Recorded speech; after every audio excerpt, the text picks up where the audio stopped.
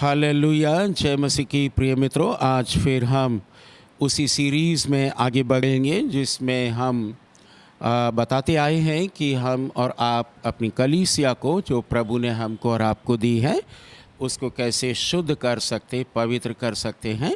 और इसमें दोनों जन का रोल है, विश्वासियों का भी रोल है, पास्टर्स का भी रोल है और लीडर्स का भी रोल है। ये तीनों मिल के हम काम करते मिलकर, तब ये चर्च शुद्धिकरण की ओर होता है, बढ़ता है। तो इसमें प्रैक्टिकल बातें हम बता रहे हैं, बहुत ज़्यादा डॉक्ट्रिनल सैद्धांतिक बातें नहीं बता रहे हैं। जहाँ ज़रूरत है केवल वही बता रहे हैं, क्योंकि ज़्यादातर पिछले 20 सालों में चर्च गिरता जा रहा है और चर्च के लोगों ने जैसा चाहा वैसा चर्च के साथ, लोगों के साथ और इवन परमेश्वर के साथ खिलवाड़ किया है। तो उसको रोकने के लिए, आपको ठीक सलाह देने के लिए ये प्रैक्टिकल बातें हैं, जो अभी तक हम 12 पॉइंट पर बातचीत कर चुके हैं पिछले एपिसोड में। लेकिन आज हम 13वां पॉइंट डिस्कस करेंगे आपके साथ और देखते हैं कितने पॉइंट हो सकते हैं। तो 13वां पॉइंट जो हमने लिखा है कि do not become too wise और टू स्मार्ट।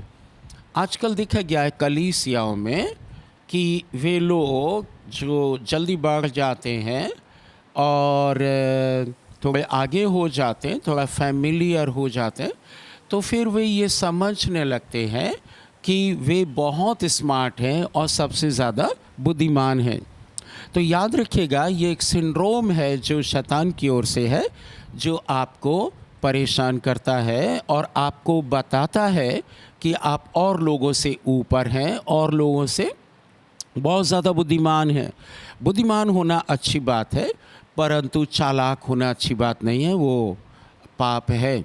लेकिन यहाँ मैंने लिखा है कि many people think that they are too smart and even smarter and wiser than God। कई बार लोग ऐसा भी बताते हैं, ऐसा भी प्रकट करते हैं कि उनको सब कुछ आता है और वे बहुत बुद्धिमान हैं। और ये एक साइकोलॉजिकल नीड है आपकी, जो आपके लोग उसको पूरा करते हैं, आपके लोग उसको पूरा करते हैं। जैसे आपको मालूम है कि बहुत से नए विश्वासियों में खास करके, कि आपको मालूम है, अगर आपने बाइबल पढ़ी है तो आप जानते हैं कि पास्टर के पैर छूना पाप है, या किसी व्यक्ति के पैर छूना परमेश्वर के वचन का दूसरी आज्ञा का उल्लंघन है, जो पुराने नियम में अप्रिशिएट नहीं किया गया और नए नियम में भी नहीं कहा गया। यहाँ तक कहा गया कि अगर स्वर्गदूत भी तुमको मिल जाए, दिख जाए, तो उसके पैरों पे नहीं गिरना।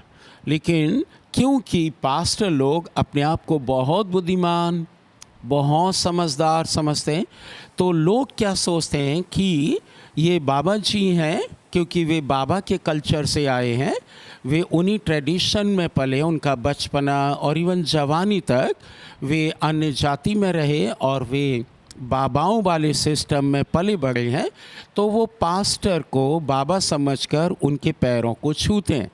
अच्छा, इससे प्रॉब्लम क्या होता है? परमेश्वर का वचन तो वायलेशन होता ही है, लेकिन इससे वो व्यक्ति गुलामी की आत्मा में और इंफीरियॉरिटी कॉम्प्लेक्स की आत्मा में फंस जाता है, जो कभी निकलता नहीं है। फिर वो जब पास्टर को देखेगा तो अपने बच्चों से भी कहेगा कि तुम भी पास्टर जी के पैरों में गिर जाओ। और पास्टर बुद्धिमान इतना ज़्यादा है कि वो मना नहीं करता, जबकि उसकी आँखों के सामने ये पाप होता जाता है। हमारी कलीसिया में क्योंकि सभी नए लोग हैं, वो भी आते हैं और पहले कभी कभी वो ऐसा करते थे और उनके बच्चे भी, तो हम लोग तुरंत मना कर देते थे कि ये सिंड्रोम यहाँ मत पालिए। आप भी ऐसा ही कर सकते हैं। रोमियो की पत्री और उसका 12वां अध्याय 3 वचन में लिखा है, मैं तुम सबसे कहता हूँ, सबसे कहता हूँ, चाहे पास्टर हो, डीकन हो, लीडर हो, वर्शिप करने वाला हो, वर्शिप करने वाला ना हो, पास्टर हो, विश्वासी हो, कि जिसको जितना समझना चाहिए उसे बढ़कर ना समझें, क्योंकि यदि आप दुनिया में सबसे समझदार व्यक्ति होंगे तो आपको एक प्रॉब्लम ये आएगी कि कोई भी व्यक्ति आपको सही सलाह नहीं दे पाएगा, क्योंकि you are already wiser than anyone else. तो फिर वो लोग कतरा जाएंगे और आप फिर अकेले रह जाएंगे। और बाइबल कहती है एक दूसरे को समझाओ। ज़रूरी नहीं है कि यदि पास्टर बहुत पढ़ा लिखा है तो वो बहुत बुद्धिमान भी होगा। बाइबल में बहुत ज्ञानवान लोग थे। सोलोमन की बात कर सकते हो, दाऊद की बात कर सकते हो, प्रेरित पौलुस की बात कर सकते हैं, लेकिन इनसे भी गलतियां हुई हैं। तो आप अपनी कलीसिया में अगर प्रकट करते हैं कि आप बहुत बुद्धिमान हैं, तो आप कह सकते हैं प्रेरित पौलुस के साथ कि मैं बुद्धिमानों का भी कर्जदार हूँ। दैट मीन्स आप बुद्धिमानों से नीचे हैं, और मैं मूर्खों का भी कर्जदार हूँ जो उन्होंने कहा। ऐसा हिम्मत रखिएगा ताकि आप अंदर आत्मा में उलफुलाने ना लगे। मतलब you should not think that you are wiser than other people. Yes, we must be wise people, लेकिन हमें वो वाइजर होना, बुद्धिमान होना, कहीं ऐसा ना हो कि हमको गड्ढे में गिरा दे।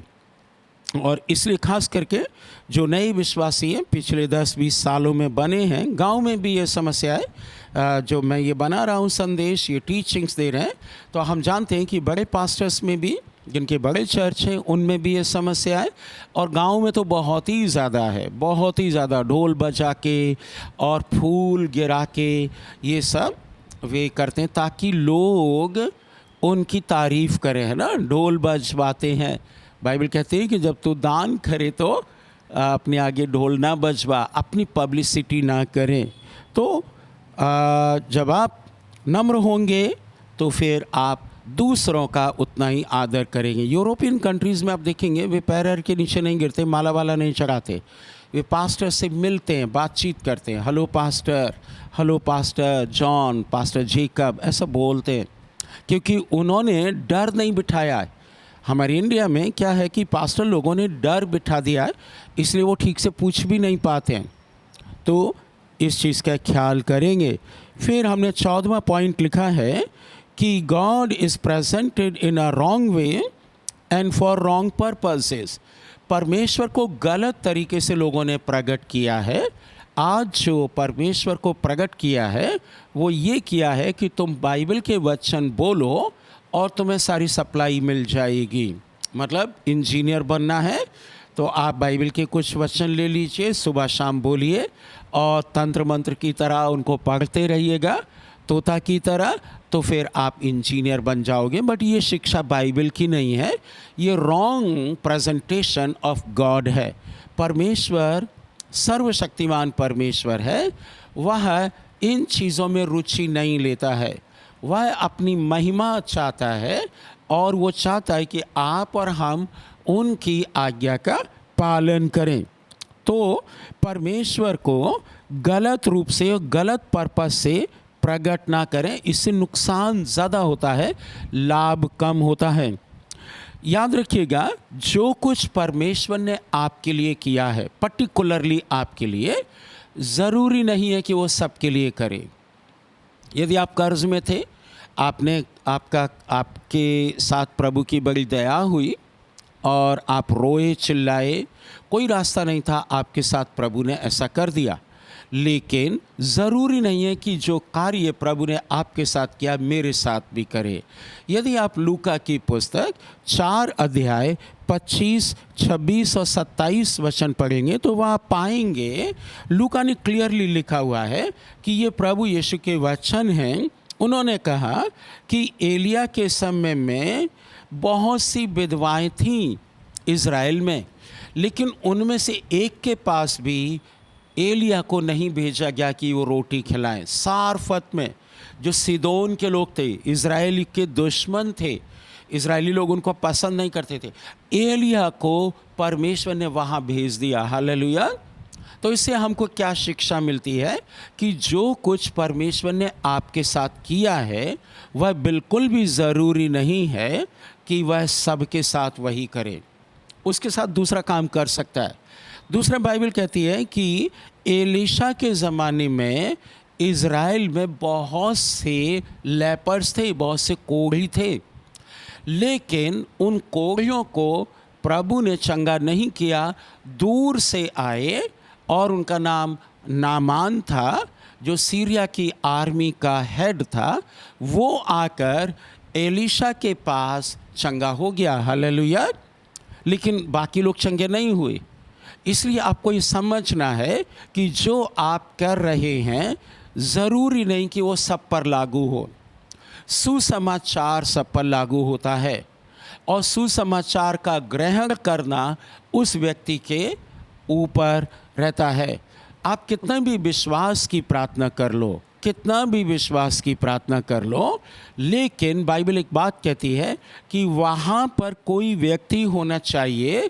जब आप कल्याण बोलते हैं तो वहाँ कोई होना चाहिए जो स्वीकार करे। अगर वहाँ ऐसा कोई व्यक्ति नहीं है तो प्रभु यीशु ने कहा वो वापस आ जाएगा आपके पास। तो जब आप फेथ की बात करते हैं तो याद रखिएगा, फेथ इन चीज़ों के लिए बिल्कुल भी नहीं है कि आप धनवान बन जाएंगे और एक्चुअली में आप चंगे हो जाएंगे। बहुत से लोग चंगे नहीं हुए, मैंने दो उदाहरण, और भी बहुत से उदाहरण हैं बाइबल में हैं।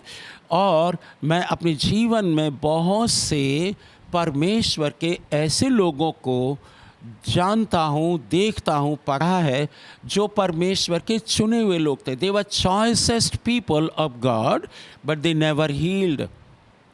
परमेश्वर ने उनको चंगा नहीं किया, जबकि वो अच्छे लोग थे। मैं कई परिवारों की बात बताता हूँ। एक परिवार जो मेरे बिल्कुल निकट रहता था, मसीह में प्रेम करता था सारा कुछ, लेकिन उनको हमने बहुत शिक्षा दी बाइबल की, कर्ज नहीं लेना, कर्ज कैसे वापस करना है, और वो नहीं हुआ। वे बिल्कुल भी आगे नहीं बढ़े। बीमारियों ने घर घेर लिया, कर्ज में उनके मकान बिक गए, स्कूटी बिक गई, और सब चीज़ें बिकती जा रही हैं, और अभी डॉक्टरों पे बहुत रुपया खर्च हो रहा है। लेकिन यही बात जब हमने औरों को बताई तो उनको गवर्नमेंट नौकरी मिल गई और वे आशीषित हो गए। इसलिए याद रखिएगा कि एक चीज़ सब पर लागू नहीं होती है। अगर आप परमेश्वर को इसी प्रकार से एक लॉटरी वाला प्रकट करते हैं या एक बांटने वाला प्रकट करते हैं तो ये परमेश्वर का स्वभाव नहीं है। परमेश्वर मनुष्य के साथ मिलकर काम करता है। कई बार वो बहुत सी चीज़ें आपको दे सकता है, कई बार वो नहीं भी दे सकता। इसीलिए उसको सोवरन गॉड कहते हैं। दैट मीन्स महाप्रतापी परमेश्वर, क्योंकि उसके ऊपर और कोई है ही नहीं, तो वो अपनी इच्छा का मालिक है। आपकी इच्छा को पूरा करने के लिए परमेश्वर बाध्य नहीं है। वह अपनी इच्छा को आपके जीवन में और इस पृथ्वी पर करने के लिए बाध्य है। तो ये एक गहरी बात है जो आपको और हमको सीखना है कि हम फॉल्स प्रॉमिसेस ना दें लोगों को, क्योंकि बहुत से लोगों को फॉल्स प्रोफेसी और प्रॉमिसेस देकर, वायदा देकर वे उद्धार के बिल्कुल निकट थे, लेकिन वे दूर चले गए। और ये किस लिए हुआ? क्योंकि या तो परमेश्वर को गलत तरीके से प्रकट किया गया कि परमेश्वर एक एटीएम कार्ड है, तुम पुकारना, उसका वचन बोलना तो परमेश्वर पिघल जाएगा और परमेश्वर तुम्हारे कंट्रोल में आ जाएगा। ये अन्य जातियों में होता है और ख़ास करके नए पहली पीढ़ी के विश्वासी ये करते हैं, क्योंकि वो उसी बाबा के कांटेक्ट में रहे हैं, वे उसी कल्चर में रहे, इसलिए उन्होंने इस 21वीं शताब्दी के कलीसिया को ज़्यादा कमज़ोर किया है। इसलिए आप उनके चर्चेज़ में देखोगे, पीछे से जाके पूछो यदि आज रात में आप मर गए तो कहाँ होंगे, वो अकबका जाएंगे, क्योंकि जिस कारण से आपने उनको बुलाया, जिस कारण से और जिस पर्पस से आपने उनको बुलाया कि उनका उद्धार हो, उनके पाप क्षमा हो, वे शैतान पर विजय पाएं, वे सताव के लिए तैयार रहें, लोग उनसे नफ़रत करें, वे अपनी क्रूस प्रतिदिन उठाएं और प्रतिदिन जो उनके जीवन में पाप है उसको कंट्रोल करें, उस पर विजय पाएं। ये आपने सिखाया नहीं, आपने उनको सिखाया तुम विश्वास करो तो तुम चंगे हो जाओगे, फिर आप शराब पीते रहो। लेकिन ये परमेश्वर का ठीक प्रेजेंटेशन नहीं है। This is not the right gospel. ये सुसमाचार नहीं है। ये तो आप एक डॉक्टर के पास गए और डॉक्टर से कहा, डॉक्टर इनको इंजेक्शन लगा दो ठीक हो जाएंगे, वो हो गए ठीक। परंतु ऐसा परमेश्वर नहीं है। यस, वो चंगा कर सकता है, आशीष दे सकता है, वह चंगा नहीं भी कर सकता है, वह आशीष नहीं भी दे सकता है। बाइबल में बहुतों को आशीष नहीं दी, एसाऊ को आशीष नहीं दी, रोने पर भी आशीष नहीं दी। नए नियम में भी जिक्र आ जाता है, और नए नियम के बहुत से लोगों को आशीष नहीं दी। आपको भी हो सकता है आशीष दे दी हो, लेकिन आपकी दूसरी समस्याएं हों। मैं जब आराधना करता हूं तो प्रभु से बातचीत करता हूं, और एक दिन प्रभु ने मुझसे कहा, जब आराधना हो रही थी, शनिवार को हम लोग आराधना करते हैं कलीसिया के साथ मिलकर, ताकि हम लोग उस दिन केवल आराधना करें, प्रभु का धन्यवाद करें। तो प्रभु ने कहा कि तू बोलता है ऐसा हो जाए, परंतु जितने भी मसीह के लोग जो ठीक से चल रहे हैं, उनमें से मुझे एक व्यक्ति दिखा दे जो चैन में है। मसीह के पीछे अगर आप चल रहे हैं इस गिरे हुए संसार में, मेरे प्रिय मित्रों, जान लीजिए आप चैन में नहीं रहेंगे। पौलुस पतरस का जीवन आप देख सकते हो, वो ठीक से प्रभु के पीछे चल रहे थे, कभी उनको चैन नहीं मिला, कभी चैन में नहीं रहे। अगर आप चैन में हैं तो आपकी आत्मिक समस्या है, चेक कीजिएगा, चेक कीजिएगा। जब मैं एक कंपनी में काम करता था, तो उस कंपनी में हम सिखाते थे लोगों को कि if you don't have a problem you are a problem. अगर आपके जीवन में कोई समस्या नहीं है तो एक्चुअली में आप खुद समस्या हैं, और ये बात बहुत हद तक सत्य है। तो आप याद रखिएगा कि आप परमेश्वर को कैसे प्रकट कर रहे हैं, क्या बता रहे हैं, ये याद रखिए। वो महाप्रतापी परमेश्वर है, उन्होंने अपने पुत्र को भेजा। यदि आप पुराने नियम में 10 हुक्म पढ़ेंगे तो आप देखेंगे 4 हुक्म जो पहले हैं वो परमेश्वर से मेल खाते, परमेश्वर के बारे में। हे मेरे पिता, तू जो 4 आज्ञा हैं वो वाले। नए नियम में अगर आप प्रभु यीशु की प्रार्थना को देखेंगे, लॉर्ड्स प्रेयर कहते हैं, तो आप देखेंगे पहले जो भाग हैं वो स्वर्ग से संबंध रखते, पृथ्वी से नहीं। अगर आप पृथ्वी पर इस पाप भरे संसार में चैन में रहते हैं तो आप ध्यान दीजिएगा कि आपका उद्धार की एक समस्या हो सकती है। आप अगर चैन में खुद ही मस्त हैं, जैसे वो धनवान ने कहा, ही मेरी जान खा पी तेरे पास बहुत लंबे समय के लिए, रात में ही संदेश आ गया, टेलीग्राम आ गया था उन दिनों में, और कहा कि आज ही रात तेरा प्राण तुझसे ले लिया जाएगा, तो क्या होगा। तो आपको देखना है कि आप परमेश्वर को कैसे प्रकट कर रहे हैं और आपका पर्पस क्या है। क्या मनुष्य का उद्धार आप चाहते हैं पहले, और या फिर आप उसको धनवान बना के, उसको बढ़िया नौकरी करके, और फिर गवाही लेकर, और फिर वीडियो में डाल के ये बताना चाहते कि आपने प्रार्थना की और ऐसा हो गया। यानी आपने प्रार्थना की और प्रभु सिंहासन से उतर गया, तुरंत पृथ्वी पर आया और आपकी आज्ञा का पालन करने लगा। आप ये दिखाना चाहते हैं। इसे इन चीज़ों को रोकिए। अगर आपके चर्च में आपकी जहाँ तक पहुँच है उनको आप रोक सकते हैं। अगर जहाँ तक पहुँच नहीं है तो कोई बात नहीं, वे जाने, परमेश्वर जाने, लेकिन जो लोग सुन रहे हैं उनके लिए एक अच्छी शिक्षा है। 15वां पॉइंट हमने यहाँ पर लिखा है, pastor is presented as hero, Jesus is left behind.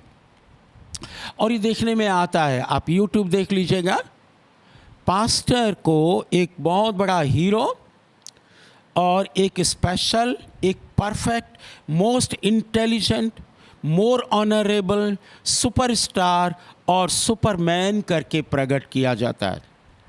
मैं अभी कुछ दिनों पहले, कुछ महीनों पहले कहीं बुलाया गया था, और वहाँ एक सिस्टर गवाही दे रही थी, उनका कुछ एनिवर्सरी था। पास्टर जी बैठे हुए थे, उन्होंने एक भी शब्द प्रभु यीशु के लिए नहीं कहा। ये कहा पास्टर बहुत अच्छे हैं, बहुत नम्र हैं, बहुत प्यार करते हैं, ये सब कुछ। आधा घंटे तक उन्होंने यही बोला, और पास्टर जी की तरफ ऐसे करके वो चली गई सिस्टर। और मैं आपको गारंटी से कहता हूँ उनका उद्धार नहीं हुआ है। वो पास्टर की तारीफ़ करें, क्योंकि पास्टर ने अपने आप को सुपरमैन, सुपर वूमन और मोस्ट इंटेलिजेंट, मोस्ट पावरफुल, और क्या बोल देते हैं, मैं यहाँ कई चीज़ें लिखा, सुपरस्टार, ऑनरेबल, परफेक्ट और वेरी स्पेशल पर्सन करके प्रकट किया है। और इसमें वे लोग ज़्यादा होते हैं जो आपके आसपास चलने वाले लोग होते हैं, उनको आप चापलूस कह सकते हो। कई बार लीडर्स के लिए बोलते हैं, लीडर्स अच्छे होते हैं जो आपको गलती आपकी बता सकें। अगर आपके लीडर्स आपकी गलती नहीं बताते हैं तो वे चापलूस हैं, चापलूसों की टोली है, वो आपको गिरा देंगे। आपको क्या करना है, जब आप ये बातें सुन रहे हैं, हो सकता है एक तरफ आपको गुस्सा आ रहा हो कि अब ये पास्टर के संदेश तो लोग सुन लेंगे, तो कल से जो पास्टर अभी तक जो चर्च के लोग मेरे कंट्रोल में थे वे तो अब नहीं रहेंगे, क्योंकि ये तो सही बात सुनने को मिल रही है। तो फिर आपको गुस्सा आ सकता है। लेकिन यदि आप स्वर्ग के राज्य में बड़ा होना चाहते हैं तो आप क्या करेंगे, यहाँ मैंने कुछ लिखा है, इन चीज़ों को आप कर सकते हैं। शुरू में मैंने इंग्लिश में बोला, मैं हिंदी में बोल देता हूँ कि पास्टर जो अपने आप को हीरो प्रकट करता है, सेलिब्रिटी प्रकट करता है, क्योंकि वह ऐसे कपड़े पहनता है, ऐसे मुस्कुराता है, ऐसे स्टाइल करता है, और अपने स्टेज पे जाके, क्योंकि वो उसी का स्टेज है, बाकी लोग सब ऐसे मूक दर्शक की तरह देखते रहते हैं, पास्टर जी क्या बोलेंगे, क्या चमत्कार करेंगे। और पास्टर भी इस बात का फ़ायदा उठाता है ताकि वो उनका हीरो बना रहे। याद रखिएगा, अगर पास्टर को आपने हीरो बना दिया है तो फिर यीशु ज़ीरो बन गया है। होना कौन चाहिए हीरो? प्रभु यीशु। इसीलिए प्रेरित पौलुस ने कहा, जो सुसमाचार मैं तुम्हें सुनाता हूँ, अगर स्वर्ग का कोई स्वर्गदूत भी आए और वो सुनाए दूसरा सुसमाचार तो मत मानना। तो आपको पास्टर का आदर करना है, वो ठीक है, बहुत अच्छी बात है, लेकिन प्रभु यीशु से ज़्यादा नहीं करना। इन दिनों में खास करके पहली पीढ़ी के लोग जो हैं वे अपने पास्टर को यीशु मानते हैं, इसीलिए बहुत सी चीज़ें प्रभु अभी नहीं कर रहे हैं, सताव प्रभु ख़त्म नहीं कर रहे हैं, क्योंकि कलीसिया को शुद्ध होना है। कलीसिया भी इन्हीं बीमारियों में लगी है। जो हिस्सा, जो पार्ट, जो ओहदा परमेश्वर का होना चाहिए, प्रभु यीशु का होना चाहिए, वो मनुष्य लिए बैठा है। अलग अलग प्रकार के कोट पहनता है, टाई पहनता है, और ऐसे कपड़े पहनता है जैसे लगता है चल के भी वो ऐसे ही आता है जैसे फिल्म स्टार लोग होते हैं। डुप्लीकेट लाइफ जीता है वो या जीती है, और वो इतना भर जाता है संसारिकता की बातों में, इन बातों में, कि उसके माइंड में नहीं आता। इसीलिए मैं आपको रिमाइंड करा रहा हूँ उन लोगों को भी कहता हूँ जो चर्च के लोग हैं, प्लीज़ आप अगर अंत के दिन में बचना चाहते हैं न्याय से, तो पास्टर की पूजा करना छोड़ दीजिए। पास्टर मैन है, he is not a super human. परमेश्वर ने उसको चुना है कब तक? जब तक कि परमेश्वर का पुत्र जो चीफ शेफर्ड है वह ना आ जाए। पृथ्वी का कोई भी पास्टर परमानेंट आपका चरवाहा नहीं है, वो तब तक के लिए है जब तक कि उसको एक एली को हटाकर शमूएल नाम मिल जाए। समझ पा रहे ना? आप और हम एली की तरह हैं, एक शमूएल की तरह चीफ शेफर्ड आने वाला है। प्रेरित पतरस ने ऐसा लिखा है, पहला पतरस 5:4 में लिखा हुआ है। लेकिन हम बताना चाहते हैं कि आप क्या करें, जब आपको लोग सुपर ह्यूमन बनाएं, आपका नाम बार बार लें चर्च में, गवाही देते समय ऐसा कहें, पास्टर जी ने प्रार्थना की तो मेरा ये काम हो गया, तो उस समय उठ के आप कह सकते हैं, नो, सब ने प्रार्थना की क्योंकि आमीन में सब शामिल हुए। नहीं तो धीरे धीरे आप 4 लोगों से गवाही सुनेंगे, आपका कॉलर ऊपर होगा, अंदर पंप होने लगेगा हृदय, और आप फिर चाह करने लगेंगे कि मेरी आराधना की जाए, मुझे ऊंचा बताया जाए, मेरा नाम लिया जाए। इसलिए हम लोग एनकरेज करते हैं कि जब भी आप चर्च का नाम रखते हैं, दूसरा नाम रखिए, कुरिन्थियों की कलीसिया। पौलुस की कलीसिया नहीं, उन्हें कभी भी नाम नहीं रखा। सुनील की कलीसिया नहीं, जयवंत जीवन नाम रखिए, भरपूर जीवन। दिल्ली की कलीसिया कर सकते हो, हरित विहार की कलीसिया कह सकते हो, जो भी है, बट आप अपने नाम से रखोगे तो लोग आपके नाम को ज़्यादा पसंद करेंगे, यीशु का नाम हट जाएगा। तो ये एक बात है। आगे आप एक ऐसा एटीट्यूड डेवलप कर सकते हैं कि जब लोग चाहें तो आपसे मिल सकते हैं। याद रखिएगा, निकोदेमस प्रभु यीशु से कब मिले? सीज़न में या out of season? Way out of season मिले, रात में मिले। इसलिए कोशिश कीजिएगा कि आप कम से कम अपने लोगों से मिल सकें। इसलिए आपको चर्च छोटा रखना पड़ेगा, तब आप ये कर पाएंगे, नहीं तो फिर आप और हवा में बढ़ते जाएंगे। एक दिन प्रभु चला जाएगा, आपके चिन्ह चमत्कार होते रहेंगे, अंत में आपको पछताना पड़ेगा। तो अभी समय है, अभी आप ये एटीट्यूड डेवलप कर सकते हैं। एक अच्छा एटीट्यूड क्या कर सकते हैं कि आप सोवर कपड़े पहने, स्पेशल कपड़े मत पहनिए कि दूर से आपको लगे कि you are very special, you are wearing very expensive clothes. अब आप इन बातों को काट भी सकते हैं कि बाइबल में कहाँ लिखा है ना? तो जो ऐसा एटीट्यूड है, तो आप इन वीडियोस को मत देखिएगा, आपको गुस्सा आएगा, आपका टाइम बर्बाद होगा, बीपी भी बढ़ेगा। लेकिन यदि आप अपने जीवन में, अपनी कलीसिया में सुधार करके और अगली जनरेशन को ठीक से तैयार करना चाहते हैं, तो ये संदेश आपके लिए हैं। तो आप सोबर कपड़े पहनिए। प्रेरित पौलुस ने कहा सोबर कपड़े पहने। लड़कियों के लिए भी बोला, लड़कों के लिए भी बोला है, ठीक से कपड़े पहने। ये कॉमन सेंस है। You don't have to do anything extra, it is written in the Bible. और नहीं तो मेरे और आपके विवेक में लिखा है, प्रभु ने विवेक में लिखा है। आप जब चर्च आते हैं तो ठीक कपड़ा पहनिए, सादा कपड़ा पहनिए, बहुत चमक दमक वाले नहीं, क्योंकि कुरिन्थियों की कलीसिया में ये समस्या थी। प्रेरित पौलुस ने ठीक किया, आज भी कर सकते हैं। सोबर क्लोथ्स पहनिए और identify yourself with general public. आप कभी कभी स्टेज से उतर के नीचे चले जाइए, मौका मिले तो पैर धोने लगिए, वो सबसे बड़ी सेवा है, वो हमारे और आपके गुरु ने की है। मैं एक बात बहुत अच्छी मानता हूँ, दुनिया के सबसे बड़े अभी तक के जो बाइबल टीचर हुए उनको डेरिक प्रिंस कहते हैं। I love him and respect him very much. और वे ये बताते हैं कि वो सेवा बहुत अच्छी होती है जिसमें पवित्र आत्मा का हस्तक्षेप होता है। और उन्होंने कर्नेलियुस के घर का उदाहरण दिया कि वहाँ प्रेरित पतरस प्रचार कर रहे थे और पवित्र आत्मा उतर आया। हालेलुया, उतर आया। ऐसा इंटरप्शन होना आवश्यक है। तो आप स्टेज से उतरकर लोगों के साथ मिल सकते हैं ताकि लोग ये जान लें कि आप स्पेशल नहीं हैं। ये आपको कदम उठाना पड़ेगा।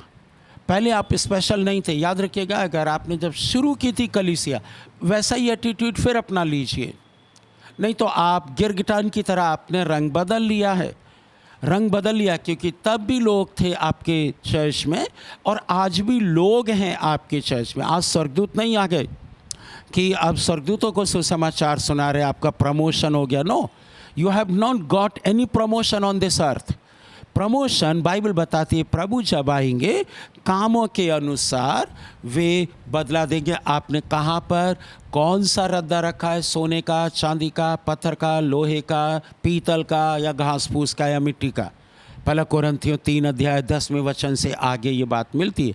तो आप आज रद्दा ठीक रखना शुरू कर दीजिए ताकि लोग आपको की बड़ाई ना करें।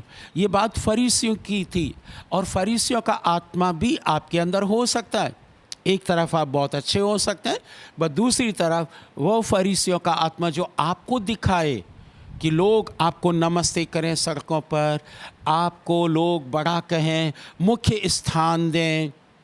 जब लोग आपको मुख्य स्थान देते हैं, अच्छा होगा कि आप पीछे बैठ जाइए। प्रभु यीशु की आज्ञा यही है कि जब तुमको बुलाएं तो सामने की सीट पर नहीं जाना। कितने भी बड़े पास्टर हो, पीछे बैठ जाइए।